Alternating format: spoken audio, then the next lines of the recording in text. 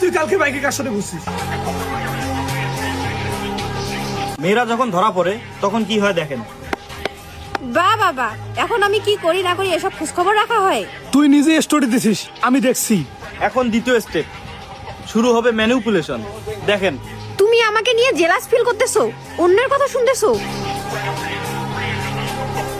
ও silent treatment. আরো করো emotional blackmail. তুমি যে কারোর সাথে ঘুরতে পারো আর আমি বলতে পারবো না? এখন শুরু হবে আসল বোঝাপড়া। দেখি কে জিতে। আমি কোনো বাচ্চা না, আমি সব বুঝি। তুমি আমাকে কখনো বোঝার চেষ্টা করছো? এখন শুরু হবে একে অপরের প্রতি দোষারোপ করা। মেয়েটাই জিতবে অবশ্যই। তার মানে সব দোষ আমার? তুমি অসুস্থ, ওভার থিংকিং করা বন্ধ করো। মেয়েটা কথাকে এমন ভাবে ঘুরালো, ছেলেটা বুঝতেই পারলো না, চিন্তায় পড়ে গেল। আর যদি মেয়েটা একটু চোখের জল ফেলতে পারে, তাহলে ছেলেটা ওই মেয়েটার বড় থেকে বড় ভুল ক্ষমা করে দিয়ে বলবে, সরি, আমি তোমাকে সত্যি অনেক ভালোবাসি, তাই এত খোঁজখবর রাখি। মূলত এভাবেই মেয়েরা ছেলেদেরকে ঠকিয়ে আসতেছে।